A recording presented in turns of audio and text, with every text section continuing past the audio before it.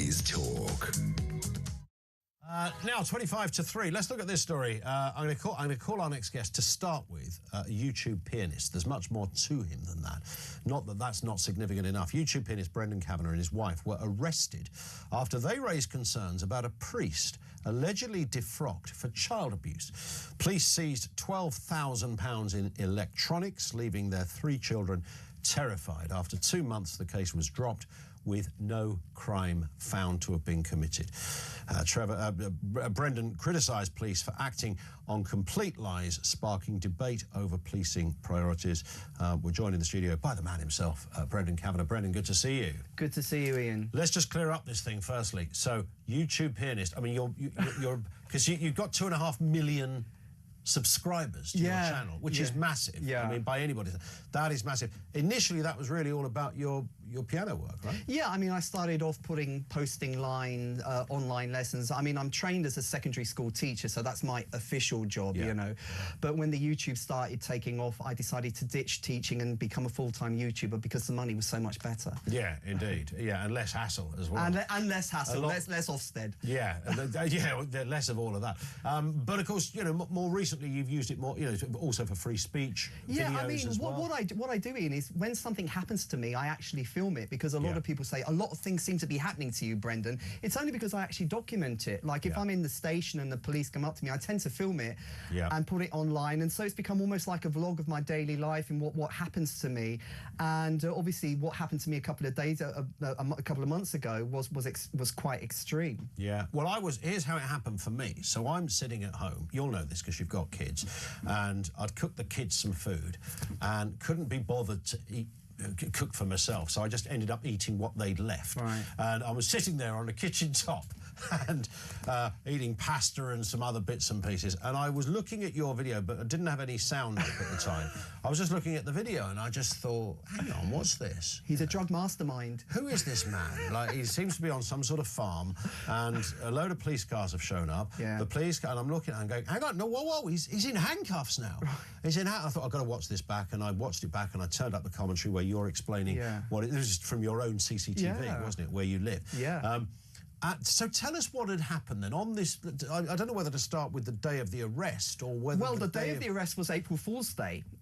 So you're thinking, well, I thought it was my mate Terry, who's another YouTuber, who said he was going to get me back with a prank, and I thought Terry's gone through a lot of trouble. Terry from the Rose and Crown, he's always putting Terry one, Miles, my mate Terry Miles, he was going to get me back, and I thought Terry's put a lot of money into this prank, you know.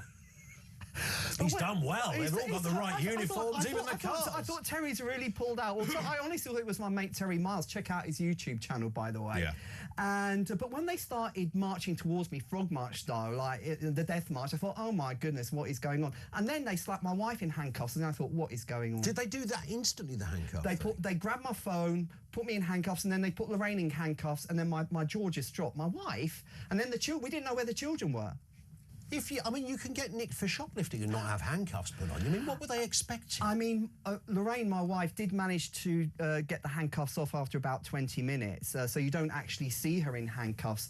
But she's kind of off camera. But you know, they said that she was capable of violence, that she was going to do violence to herself or to others. So I don't know where they got that from. But why did they stick you in handcuffs initially before going? Oh, the reason we're here. Well, he said to me, the officer said he didn't know what my reaction would be. There's plenty of people that get in. In fact, police forces around the world look at British police and go, isn't it interesting how often they don't put people in handcuffs? You know, even for sometimes serious offences. But I mean, they were very gung-ho, and I think when they have a sort of white, inoffensive middle-class couple, they really think they're in a cop movie. The adrenaline was pumping, they really got into it, and I think they thought they were in a cop movie. Did you have any clue as to why they were there when they first showed up? Well, they told me, they said it's because of harassment. You've got a harassment complaint by Father, let's call him Father Fake, the defrocked priest, who made a harassment complaint, and as a result of basically his victim testimony, because there was very little evidence apart from my emails, my non-violent emails, that's all they had. As a result of his theatrical performance in the police station, they arrested me because of how he felt. That's what they told me. But even I mean, there's so many questions around this, even allowing for the fact. You know, if I turned up at a cop shop tomorrow and said, I think I've been harassed by somebody, I would never imagine that the police would go, OK, no problem, we'll send 6 police officers round to their house. I mean, you wouldn't, bearing in mind, it's hard to get a cop round if you've had your car nicked. OK, it's a really good question. I think the point is they went in, the 2 of them went in, the bishop and this priest who were both complicit with each other, and they went in full clerical garb to the Metropolitan Police. Walking in with their, and they put on a show, right? So I think the police were very, very impressed with the clerical garb. I mean, these people are not even part of the mainstream church, right? They're part of a sect, but they were obviously very, very impressed with, I'm bishop this and I'm that, and they were clearly very impressed with the demeanour of the priest and the bishop, and I think that's what swung it. That swung it. So you'd had an email exchange with one of these people? With both of them. With both of them. And had that gone on for some time? No, it was only about 3 or 4 emails. I mean, this wasn't like thousands of emails. This was very short, over a period of about a month. I was saying, why is this priest still in service? Get him out, you know? Because there'd been an allegation of abuse. There had, and like the thing which tipped it over the edge, and in one of my emails, and I think this is what sent them over the edge, is I threatened to go to the media because the priest was still in active service, and I had given the official documentation of his laicization. Nothing was being done. He was going around to families with children, offering to say private masses. And I said to his bishop, if you don't take him out of public ministry, I'm going to go to the media. And that's when all hell broke loose. That's when they went to the police and thought they'd shut me up with a harassment suit. But you might have thought the police at that point would have gone, hang on a second, so this fella Brendan is threatening to go to the media. That would suggest there might be more to this story. You might think that a diligent cop would first think that. Well, there is in modern policing, must have a story. Right, in modern policing, there is a complete lack of common sense. Common sense is good. There is no good judgment anymore. Somebody can come in, give a theatrical performance, say my feelings are hurt, and the police will investigate. So the police can actually be used as a vexatious tool to silence people, because if you come in, it's very much on your emotions and your feelings and your impact statement, and you can talk a load of BS, but if you can give a convincing performance, the police will come out and investigate, and they love doing it, and they seized all our equipment. My solicitor said they love seizing equipment because they want to get you for looking at dodgy stuff on the internet, right? So they went through all my hard drives, they found nothing, but they seized all our stuff, and that's really what they wanted. I mean, that to me was the other bit as well. Again, there's loads of crimes you could commit and no one would nick all your kit. I mean, but with this, because it was to do with communication, everything electronic, every computer, I'm sure the odd switch got put in the bag as well. You know, everything was in there. Your phones, all taken away from you. And when I saw the imagery, and for those who are watching visually, you can see it on screen now. There's 3 police vehicles there. You've got 3 kids as well. So they're at home with you. No one else is there looking after them at this stage. So what happened now? I know your eldest daughter first came out. Well, first of all, we didn't know it because we've got a 5-acre farm. We've got some goats and some animals, and the children offered doing this and doing that. And we don't know where they are. I mean, it's a safe environment for them. And so when the police arrested, we didn't know where the children were. And one of them, Zoe, was hiding in her room. She didn't know what was going on. Our little boy, Zach, was just wandering around aimlessly, and Gemma, who's the eldest, I shouted at her, and she eventually came to talk to me. But to see her dad in handcuffs. To see her dad, and the police lady put her hand up and said, "Stop talking to your child." Is that allowed at that point? And she said, "You're distressing them." She said, "You're distressing your child by calling them. Just get in the back of the van and shut up." So you end up, after all of it, how long did that whole scene... The police were at our house for about 3 hours. They went, after this, they went into our house, searched it from top to bottom. There was so much equipment, they took it all out. And then we had to get a neighbour to come from 17 miles away to look after the children. They were there for 3 hours. I mean, just the mere idea that you'd had an email communication with somebody who had said they didn't like it very much. Yes. And that provoked... Was it 6 officers altogether? It was 6 officers. I mean, basically, lies were told. The fake priest was saying that I was calling on my followers to beat him up, that I called him a PDF file online, and that I had given out his address, and that I was getting my 2.5 million followers to go around and beat him up on the street. Now, this could have been verified by a check. Because it was completely fake, but they didn't.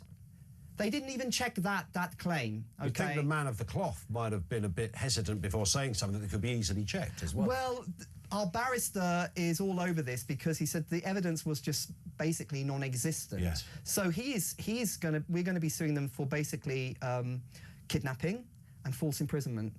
and a criminal, and we're going to take them criminally. We're going to sue them criminally. And he said there was absolutely no basis for the arrest. And my emails, people are saying, oh, you sent violent emails, threatening. My emails were not violent. The most I said was to the bishop he was a disgrace for not taking this priest out of service. Well, that sounds perfectly reasonable, put like that, doesn't it? But basically, I think the problem is that the police are run now by emotions, by your feelings. They really are the hurty feelings police, because if you can go in and say that your feelings are hurt and you feel subjectively alarm and distress, that's all they want, because they use it as an excuse to seize your electronics, because they want to get you on something that you're looking at your computer, because that's really what they want. Okay, so all our stuff was sent to Luton, it was sent to the lab. Everything was down. God. Yeah, it was what did they think you were running? Some kind of soprano racket? My little boy Zaki had a tag on the computer. He says, oh, they've been taken to Luton, which apparently is the big centre for downloading all your stuff. So we had about several computers, all the hard drives, all our phones. Every single thing was downloaded over a period of about 3 days. All our family, everything. They didn't find anything. So yes, I have had my hard drives checked. There was nothing on it, and I think they were really, really disappointed. I mean, that's extraordinary, isn't it? You'd think if you were telling somebody that story, then the crime, in inverted commas, that you would have had to have committed would be sort of some sort of international drug lord. I know. You know, somebody who was... We're running a terror cell. You're running a terror cell, something like that. The idea that a lone complaint at a police station would even result in that. And the bit that I really don't get, Brendan, if somebody had turned up at the police station and they said, look, OK, we'll send an officer round at some point, and, I don't know, a couple of days later you had a knock on the door from PC Smithers and said, very sorry to disturb you, Mr Kavanagh. I've had this fella come in, he said this, can we just hear your side? That would have been OK. Well, Ian, you've obviously got the voice of common sense, right? But apparently, we are the station of common sense. But apparently under Blair, this changed. Blair brought in these laws where the police could come in gung-ho like this. They didn't used to be able to do this. Yeah. And the overkill is just unbelievable. It's that, isn't it? And like also, you know, a couple of million people have seen this arrest, and the police's reputation is going lower and lower and lower with the public. They're shoplifting all over the place, knife crime, snatch crime. The police haven't got resources, but you send an angry email or you put a tweet on and they come down on you and take you in. I mean, how much did this arrest cost? Well, yeah, and all the forensic people that had to look through your hard drive. This cost thousands. When you had the interview, did you know, was there a point when the officers, you could tell the officers interviewing you were thinking, this is a bit bonkers? No, because obviously they were going, I mean, really the whole crux of this was the fake priest victim statement. I mean, that's really what swung this whole thing into motion. And we were stuck in the cells. My wife was in the cells. After about 5 hours, we were put in different cells. The inspector, Inspector Lindsay, a female inspector from Kempston Police Station, she came down, she looked in the cell and she said, oh, we're figuring out whether we should let you go or not, but because the charge is so serious, we're keeping you and your wife in longer. So serious? Yeah. Right.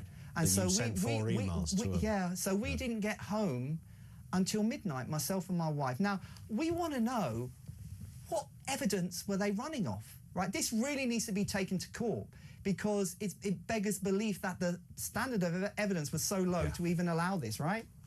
The other thing I don't get, just a final point, Brendan, is that it's not as if the police haven't seen these other cases where this has happened and what the fallout has been. Right. The couple that got onto a WhatsApp discussion about their kids' school and the governors. You're familiar with the story, I'm sure. I am. I mean, Maxie Allen and Rachel Levine, we've been in touch with them. Yeah, Max used to be my producer a few years ago. So I know. They end up with not a dissimilar thing. Load of police turn up.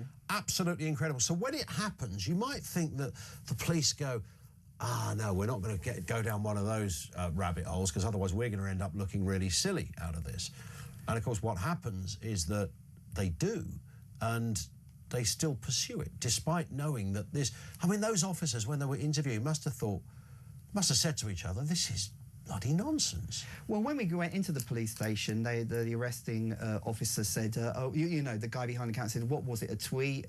Sort of So they were kind of rolling their eyes a bit. But to be honest, the police now is so compartmentalised. Every section does its job, and there's no kind of common sense chain of command anymore. Everyone just does their little job, and nobody knows what's going on. The police who arrested us didn't really know what was going on, because they were told by the Metropolitan Police to come and arrest us. So they just did their job. So everyone's in a little bubble. Nobody really knows the whole picture. I think the person who needs to be investigated is the inspector who authorised this arrest. Who was it? We will. Well, we want to know. We will watch with interest. Listen, Brendan, thank you for coming in. Let's keep in touch though on this. Thanks, Ian. It'd be nice to see how this one progresses. Well, if we take it to court, it will be a very public event, and I will make this public because I think people have had enough of people being arrested for tweets, for non-threatening emails, and for absolute nonsense. While our streets are absolutely crime-ridden, it's an absolute joke. Yeah.